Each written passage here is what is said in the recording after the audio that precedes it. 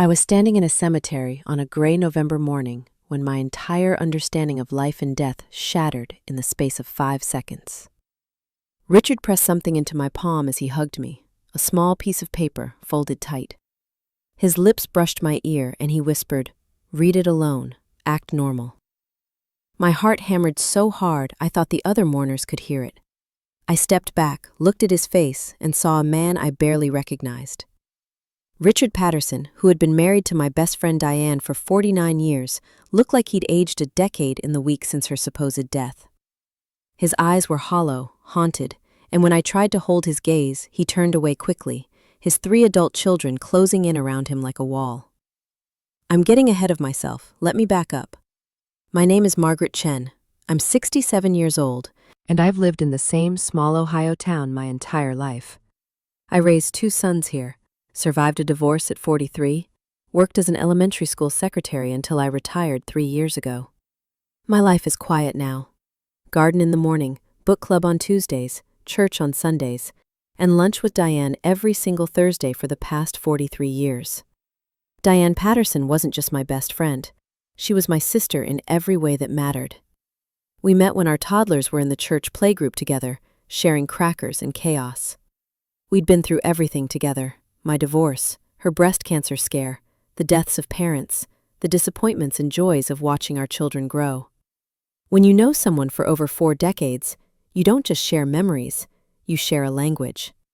A look across a room could say everything. So when Richard called to tell me Diane had died suddenly of a heart attack, the ground shifted beneath my feet in a way I can't fully describe. His voice on the phone was strange, flat, mechanical. He said the funeral would be Saturday and hung up abruptly. I told myself he was in shock. We all grieve differently, right? But something in his tone didn't sit right with me. Before I go any further, I need you to take a deep breath with me. What I'm about to tell you still doesn't feel real sometimes, even though I lived it. Please, tell me in the comments where you're watching from and what time it is there right now. It brings me so much comfort to know that women all over the world are listening and that I'm not alone. And if stories like this speak to you, stories about friendship, intuition, and the strength we find when everything falls apart, please subscribe to Jessica Stories Vault. I promise you, you're not walking this road alone. The funeral was small. Smaller than I expected for a woman who had touched so many lives in our community. Diane's 3 adult children were there: Bradley, who worked in finance in Chicago, and the twins, Meredith and Caroline, both married with families. I'd known these kids since they were babies. I'd celebrated their graduations, their weddings. I'd held their children. But something felt wrong. Their grief seemed performative. Tears arrived on cue and disappeared just as quickly. They stood in a tight cluster, whispering among themselves, occasionally glancing at their father with expressions I couldn't quite read. Not sadness, something sharper, something that made my stomach tighten. The service was brief. The casket remained closed, white roses draped across dark polished wood. That bothered me too. Diane had been vibrant 2 weeks ago when we'd met for coffee. She'd talked about a cruise she and Richard were planning for their 50th anniversary. Nothing about heart problems. Nothing about feeling unwell. Why was the casket closed? I waited until I was alone in my car, doors locked, hands shaking, before I unfolded the note Richard had pressed into my palm. The handwriting was unmistakably Diane's. That same looping cursive that had signed birthday cards and grocery lists and letters sent during the one summer I'd spent caring for my dying mother in Florida. The note read, "I'm alive. I'm not in the coffin. Find me. Trust only Richard. Tell no one." I sat there for 20 minutes, staring at those words until they blurred. My first thought was that this had to be some kind of cruel joke. But Diane had never been cruel. And Richard's haunted expression, his whispered warning to act normal, the terror in his eyes, that was no performance. My second thought was that Diane had lost her mind before dying, had written this in some state of confusion. But that didn't explain why Richard had given it to me, or why he'd looked so afraid. I looked up at the cemetery through my windshield. Mourners were dispersing. Bradley stood by the grave, checking his phone. Meredith and Caroline were talking to the pastor. both wearing identical expressions of relief. Relief. At their mother's funeral. That's when the knot in my stomach became a certainty. Something was terribly, terribly wrong, and the woman who had been my sister for 43 years was either losing her mind or in more danger than I could imagine. I folded the note carefully and slipped it into my purse, my hands still trembling. Then I started the car and drove to the reception, because that's what acting normal looked like. But inside, every instinct I had was screaming that the woman in that closed casket wasn't Diane. And if she wasn't in there, where was she? The reception was held at the Patterson house, the same pale yellow colonial where Diane had lived for 30 years. I'd been there hundreds of times, birthday parties, holiday dinners, quiet afternoons in her kitchen drinking tea and solving the world's problems. Walking through that door without her felt like entering a crime scene. Bradley answered when I knocked, his tie already loosened, his eyes on his phone. "Margaret, come in. There's food in the dining room." He didn't look at me, didn't hug me, just stepped aside and went back to typing. The house was full of people I recognized. Neighbors, church friends, Diane's book club. But the atmosphere felt off, too cheerful, like a regular gathering instead of a funeral reception. I moved through the rooms carefully, watching, listening. In the kitchen, I found Meredith and Caroline arranging cookies on a platter. They were laughing about something, actually laughing. When they saw me, the laughter stopped abruptly. "Margaret," Meredith said, her smile tight. "Thank you for coming. Mom would have appreciated it." Would have. Past tense. Final. Like Diane was truly gone and they'd already moved on. "She was my best friend," I said quietly, watching their faces. "For 43 years. "Of course," Caroline said, but her tone was dismissive, like I was overstating my importance. "It's been such a difficult time. Mom's health had been declining for months." That stopped me cold. Declining? I had coffee with her 2 weeks ago. She seemed perfectly fine. The sisters exchanged a glance. It lasted only a second, but I saw it, some silent communication passing between them. "She hid it well," Meredith said carefully. "She didn't want to worry anyone. The doctors said her heart was—" "What doctors?" I asked. She never mentioned seeing any doctors. Another glance between them, this one harder, colder. "Maybe she didn't tell you everything," Caroline said, her voice sharp now. "No offense, Margaret, but you weren't family." The words hit like a slap. In 43 years, Diane had never made me feel like anything other than family. These girls had called me Aunt Margaret their entire lives. I excused myself and found Richard standing alone in the backyard, staring at Diane's garden. The roses she'd planted last spring were still blooming, bright red against the November gray. He didn't turn when I approached, but he spoke quietly. "Did you read it?" "Yes," I whispered. "Richard, what's happening? Where is she?" His jaw tightened. "Not here. They're watching." He nodded almost imperceptibly toward the house. Through the kitchen window, I could see Bradley watching us. "Who's watching?" "My children." His voice broke on the word. "Margaret, I need you to trust me. Diane is safe, but I can't tell you more, not yet. They'll notice if we talk too long." "Richard, you're scaring me." "Good." He finally looked at me, and the fear in his eyes made my blood run cold. "You should be scared. What they tried to do—" He stopped himself, shook his head. "Just be careful. Don't ask questions. Don't tell anyone about the note. And wait. She'll contact you when it's safe." Before I could respond, Bradley's voice cut through the air. "Dad, people are asking for you." Richard straightened, his expression going blank and distant. "Coming." He walked past me without another glance, leaving me alone in Diane's garden. I looked down at the roses. Diane had been so proud of them.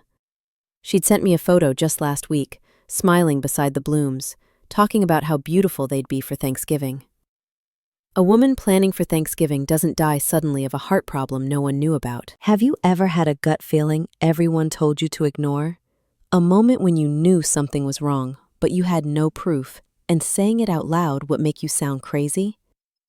That's where I was standing, in my best friend's garden, at her funeral, holding a note that said she was alive, surrounded by her children who seemed relieved she was dead. I went home that evening and pulled out every photo I had of Diane. Boxes and albums full of 43 years of friendship. Birthday parties, graduations, holidays, her wedding, the birth of her children. In every single photo, Diane was vibrant, present, alive in a way that doesn't just vanish because of an unexpected heart attack. I found the last photo I'd taken of her, 2 weeks ago at our Thursday lunch. She was laughing at something I'd said, her eyes bright, her face full of life. I studied it for a long time, looking for any sign of illness, any shadow of what was coming. There was nothing. But there was something in the background I hadn't noticed before. Bradley. He'd been at the same restaurant, sitting 3 tables away, watching us. I hadn't seen him that day, hadn't known he was in town. Why hadn't he come over to say hello? I set the photo down, my hands shaking again. The note was hidden in my purse. Diane's handwriting, Diane's words. Tell no one. But how long was I supposed to wait? How long could I act normal while my best friend was hiding somewhere, afraid of her own children? My phone buzzed. Unknown number. I stared at it for 3 rings before I answered. Margaret. The voice was barely a whisper, but I'd know it anywhere. It's me. Don't say my name out loud. Just listen. It was Diane, my best friend, who I'd watched being lowered into the ground 6 hours ago, was alive and calling me. And what she told me next made me understand that some betrayals run so deep they can only end one way, with everything burning down. Don't say my name, Diane whispered again. Just say yes or no. Are you alone? Yes. My voice came out strangled. I was gripping the phone so hard my knuckles had gone white. Are you sitting down? Yes. Good, because what I'm about to tell you is going to sound insane. She took a shaky breath, and I heard her crying on the other end. Margaret, I'm so sorry. I'm so sorry you had to go through that funeral. I'm so sorry I let you believe I was dead. Tears were streaming down my face now. Diane, what is happening? Where are you? I'm in West Virginia, a cabin that belongs to my cousin Laura. You never met her. I've been here for 8 days and I can't come home. Not yet. Maybe not ever. Why? What? Diane, I don't understand. My children tried to erase me. Her voice hardened. Bradley found out about my will 8 months ago. A stupid lawyer sent paperwork to the wrong address. I'm leaving everything to charity, Margaret. The whole inheritance from my mother, almost $2 million. I was going to donate it to organizations that help elderly people who've been abused by their families. The irony of that hit me like a physical blow. Bradley was furious, Diane continued. He convinced Meredith and Caroline that I was being manipulated, that I wasn't thinking clearly. At first, they tried to have me declared mentally incompetent. Did you know that? They scheduled a competency evaluation without telling me. Just showed up one day with a court order. Oh my God. I passed, obviously. The evaluator said I was one of the sharpest 70-year-olds she'd ever met, so they couldn't go that route. She paused, and I heard her moving, a door closing. That's when Bradley started talking about long-term care facilities. How I was getting older, how it would be better for me to be somewhere I could be looked after. My stomach turned. He was going to commit you. Not just commit, disappear me. Her voice dropped even lower. I found emails on his phone during a family dinner 3 weeks ago. He'd been in contact with a private facility in Nevada.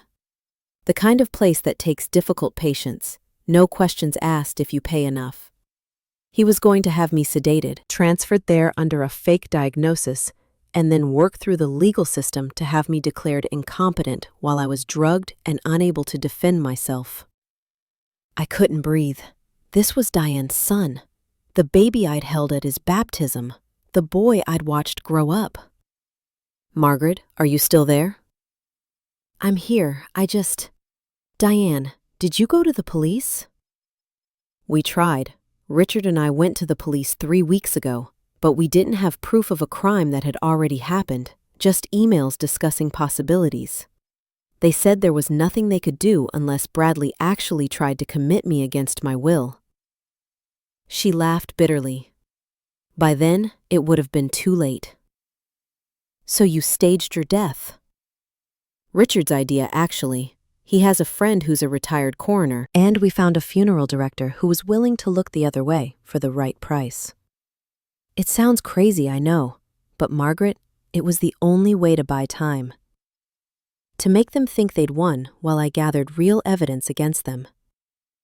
I stood up and started pacing my living room, trying to process this. The casket, what's actually in it? Sandbags, waited to feel right. The death certificate is real, sort of. Richard's friend filed it as a professional courtesy, claiming he'd examined my body. It'll hold up for a while, at least until we're ready to come forward. Come forward with what? Everything. Emails, text messages, bank records showing Bradley's gambling debts and why he needs the money so desperately. Recorded phone calls between him and that facility in Nevada. Margaret, I've spent the last week working with a lawyer who specializes in elder abuse cases. We're building a case that will destroy Bradley's career and make sure Meredith and Caroline understand exactly what they almost did to me. If you're listening to this and you've ever felt trapped by your own family, gaslit into thinking you're the problem when you're actually the victim, please know you're not alone. Drop a comment if you've ever had to make an impossible choice to save yourself. Your story matters. "Why didn't you tell me?" I asked, and I couldn't keep the hurt out of my voice. "Diane, I would have helped you. You didn't have to let me think you were dead." "I know." She was crying again. "But Richard and I decided the fewer people who knew, the safer it would be. If you'd known, you would have acted differently at the funeral." "Bradley would have noticed. He's been watching everyone, Margaret, watching to see if anyone suspects anything." I thought about Bradley at the restaurant 2 weeks ago, 3 tables away, watching Diane and me. "He's been following you," I said slowly. "Hasn't he? Following both of us." "For months. He hired someone, actually. A private investigator to track my movements, see who I talked to, what I did with my time. He was building a case that I was mentally declining, that I was being influenced by outside parties." She paused. "You were on his list, Margaret. One of the people he planned to discredit as a bad influence on me." Rage flooded through me, hot and fierce and nothing like the quiet anger I usually felt. This was something else. This was a mother bear protecting her cub. Except the cub was my 70-year-old best friend, and the threat was her own son. "What do you need me to do?" "I need you to be my eyes and ears. Watch them. Tell me what they do now that they think I'm gone. Are they already dividing my things? Talking about the money? I need to know, Margaret. I need evidence of what they really wanted." "I can do that." "And I need," her voice broke, "I need to not be alone. Richard can only visit once a week without arousing suspicion. I'm in this cabin in the woods, and I'm scared, and I miss my life. I miss my garden and my church and our Thursday lunches. I miss being a person instead of a ghost." "I'm coming to you," I said immediately. "Tomorrow. Tell me where you are." "Margaret, it's a 5-hour drive." "I don't care. You're my family, Diane. You've been my family for 43 years. I'm not letting you do this alone." She gave me the address through tears, made me promise to check that I wasn't followed, told me to tell no one. After we hung up, I sat in the dark for a long time, thinking about Bradley and Meredith and Caroline. Thinking about how betrayal doesn't always come from strangers. Sometimes it comes from the people you raised, the ones you loved most in the world. And sometimes the only way to survive is to disappear and start over, even if it means letting everyone believe you're dead. I pulled out a duffel bag and started packing supplies for Diane. Groceries, books, warm blankets, all the small comforts of home that she'd left behind. Tomorrow, I'd drive to West Virginia. I'd hold my best friend and cry with her, and start figuring out how to bring her back from the dead without getting her killed in the process. But tonight, I had one more thing to do. I drove back to the Patterson house after midnight, when I knew everyone would be asleep. I had a key. Diane had given it to me years ago for emergencies. This qualified. I let myself in quietly and went straight to Bradley's old room, where he was staying during his visit. His laptop was on the desk, still open. Some people would say what I did next was wrong, an invasion of privacy, illegal even. But when your best friend is hiding in the woods to escape being erased by her own children, you do what needs to be done. I pulled out my phone and started taking pictures of everything I found. And what I found was so much worse than either of us had imagined. Bradley's laptop was a treasure trove of horrors. Email after email detailing his plans, conversations with the facility in Nevada, a place called Sunrise Meadows that sounded peaceful but specialized in what they called difficult patients requiring long-term sedation management. He'd already put down a deposit, $10,000, non-refundable. My hands shook as I photographed everything. There were text messages too, synced to his laptop, conversations with his sisters that made my stomach turn. Meredith, are you sure this is the right thing? Bradley, she's leaving everything to strangers. Our inheritance. Dad's too weak to stop her. We have to act. Caroline, what if she tells someone? Bradley, by the time anyone believes her, she'll be in Nevada. They'll think she's confused, paranoid. It's perfect. Perfect. He'd called erasing his mother perfect. I found financial records too. Bradley was drowning in gambling debts, over $300,000 owed to people who didn't accept late payments kindly. The inheritance wasn't just about greed, it was about survival, his survival, paid for with his mother's freedom. I photographed everything: bank statements, emails, text messages, a contact for the private investigator he'd hired to follow Diane, even a draft of the fake psychiatric evaluation he'd planned to submit to the courts. The whole thing took 45 minutes. 45 minutes of evidence that would destroy Bradley Patterson's life and career. Good. I slipped out of the house the same way I'd come in, silent as a ghost. The irony wasn't lost on me. Diane was pretending to be dead, and I was becoming someone I barely recognized. A woman who broke into houses and stole secrets. But some battles require becoming someone new. The next morning, I told my neighbor I was visiting a college friend upstate, a small lie that would explain my absence. Then I loaded my car with supplies and started the 5-hour drive to West Virginia. The cabin was exactly as Diane had described, small, rustic, surrounded by bare trees at the end of a dirt road, no neighbors for miles, the perfect hiding place.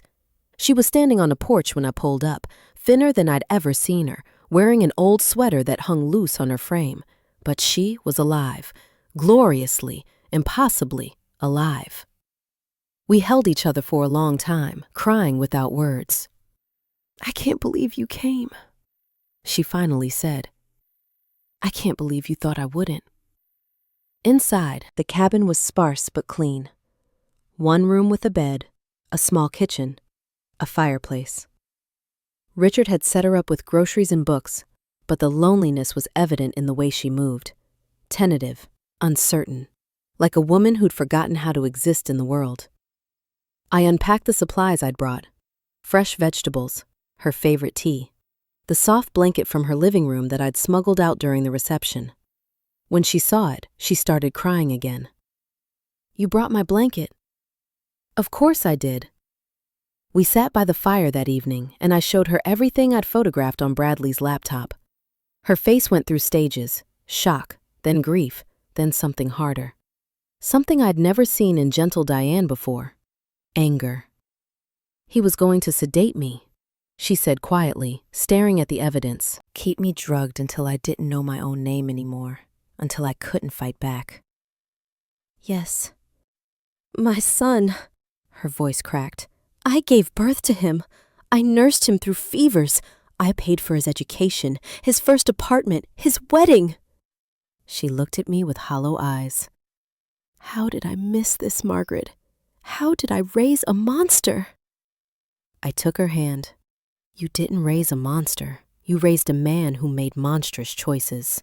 There's a difference. Is there? I didn't have an answer.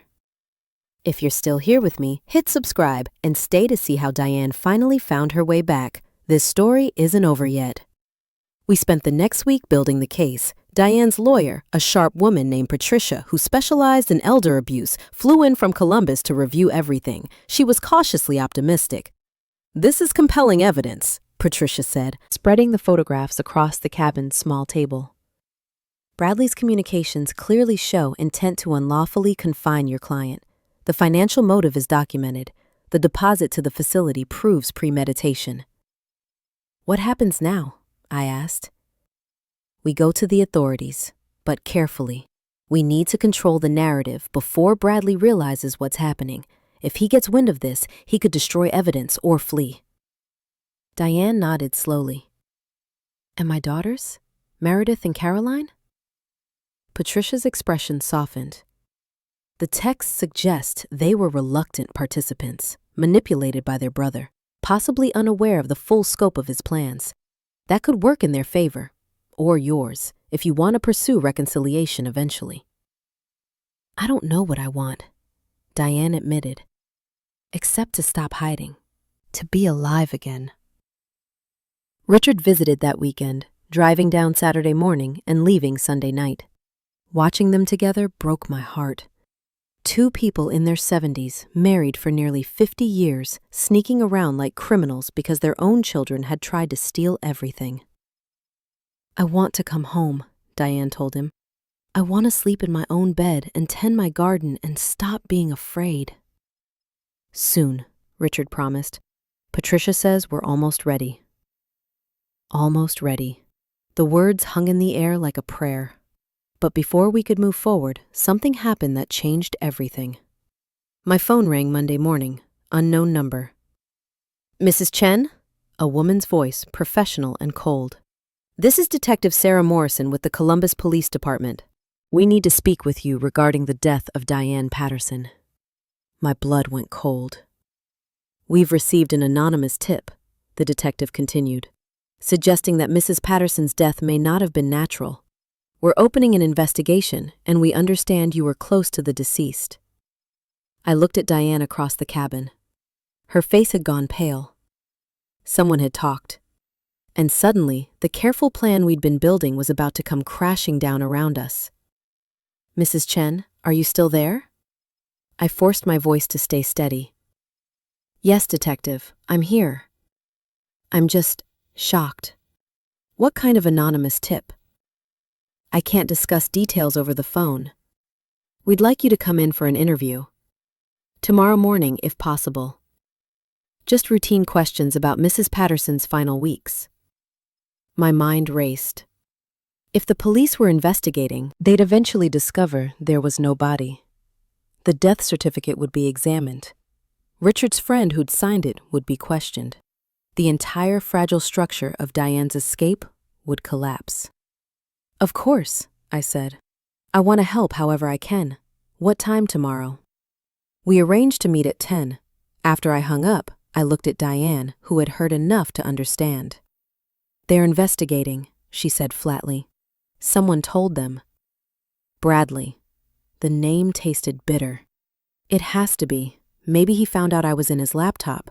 Maybe he noticed something missing or moved. He's trying to get ahead of the story.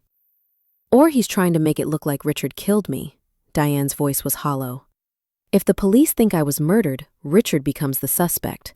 The grieving husband who was the last one to see his wife alive. Bradley inherits anyway, and Richard goes to prison. The cruelty of it took my breath away. Bradley wasn't just trying to erase his mother. He was trying to destroy his father, too. I called Patricia immediately. She listened to everything, then was quiet for a long moment. "This actually might work in our favor," she finally said. "We were going to go to the authorities anyway. Now they're already involved. We just need to control how the truth comes out." "How do we do that?"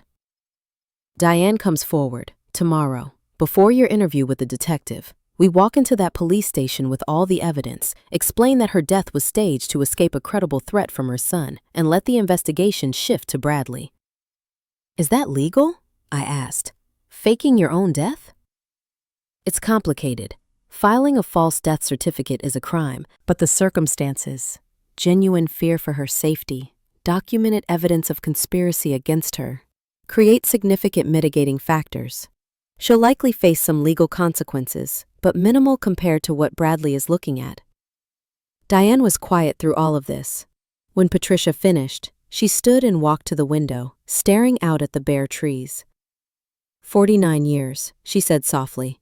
I've been a wife, a mother, a grandmother. I taught Sunday school. I volunteered at the hospital. I tried to live a good life. She turned to face us. And now I have to walk into a police station and explain why I'm not dead, while my son tries to put my husband in prison. I went to her and took her hands. You don't have to do this alone. I know, she squeezed my fingers. That's the only reason I can do it at all. Have you ever had to make a choice that would change everything? A moment when moving forward meant burning down the life you'd built and trusting that something better would grow from the ashes. Tell me in the comments if you've been there. We drove to Columbus together the next morning, Diane, Richard, Patricia, and me. The police station was a squat gray building that felt appropriately grim for what we were about to do. Detective Morrison was younger than I expected, maybe mid-40s, with sharp eyes that missed nothing. Her expression when Diane walked into her office was something I'll never forget.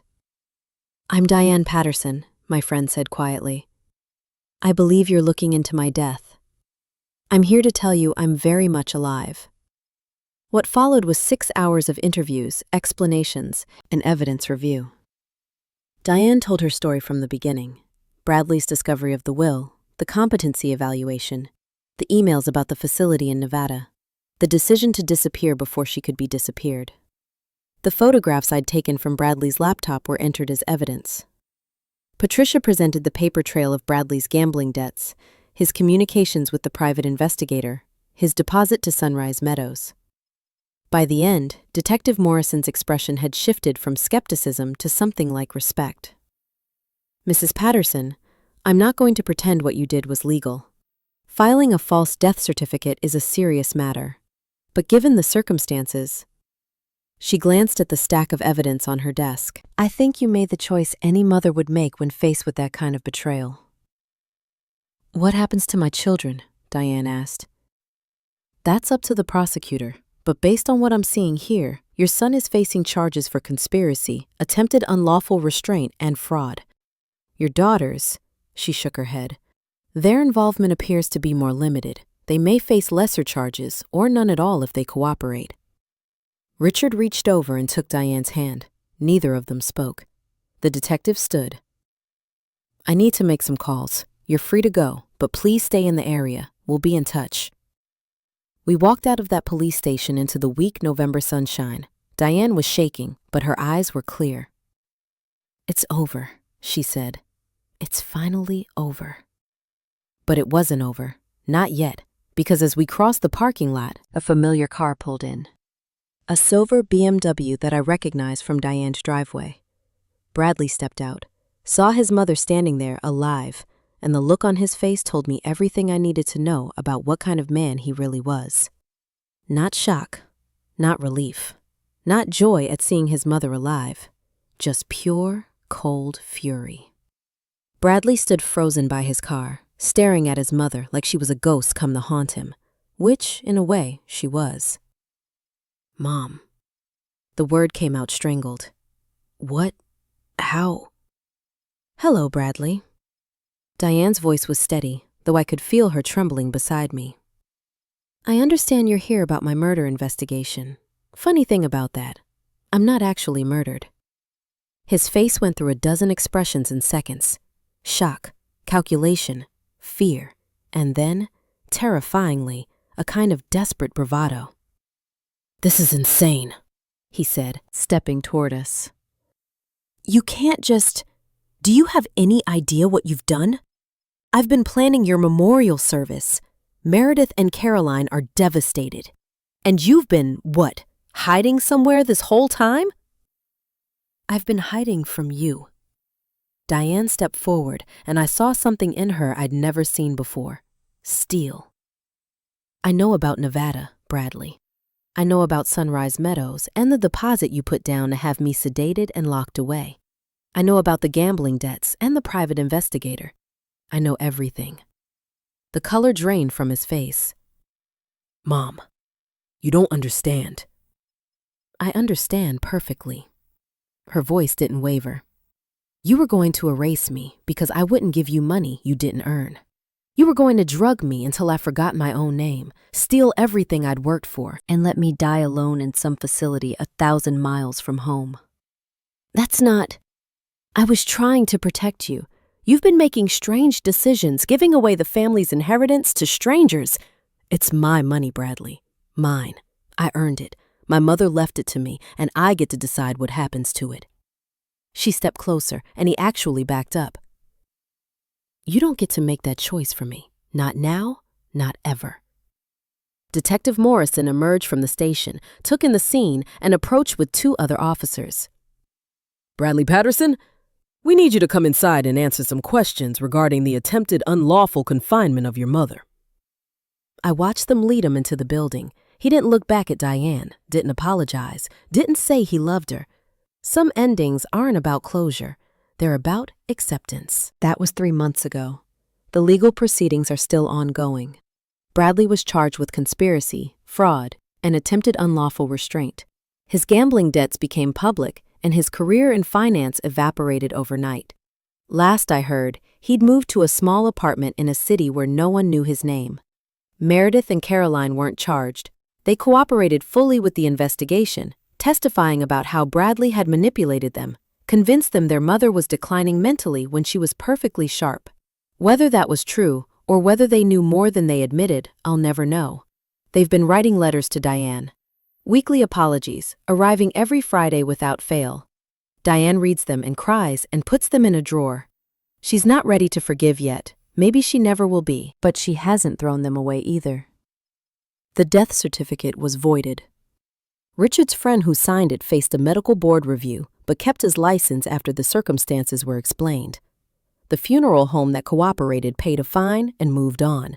Apparently, staging a fake death to escape elder abuse is the kind of thing prosecutors have sympathy for.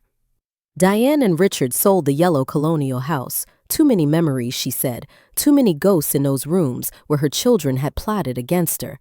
They bought a small cottage near the lake, the kind of place where you can hear birds in the morning and see stars at night. I visit every Thursday, just like old times. We drink tea and talk about books and gardens and the strange paths our lives have taken. Sometimes we cry. Sometimes we laugh. Mostly, we just sit together in comfortable silence. 2 women in their late 60s who've learned that family isn't always blood. Last week, I brought her a new rosebush for her garden. A climbing variety, the kind that grows stronger the more you cut it back. Like us, she said, planting it in the rich, dark soil. Growing stronger from what tried to destroy us. If you're hearing this and you recognize yourself, if you've ever felt trapped by people who should love you, gaslit into doubting your own mind, afraid to trust your instincts, please know that you're not alone. And please know that it's never too late to fight back. The empty coffin is still in Greenwood Cemetery, beneath a headstone with Diane's name. She's talked about having it removed, but part of her wants to leave it there. A monument, she calls it, to the woman I used to be. The one who trusted too easily and saw only the good in her children. She's dead, but I'm still here. Diane donated her mother's inheritance exactly as she'd planned, to organizations that help elderly adults escape abuse from their own families. She told me it felt like the most meaningful thing she'd ever done.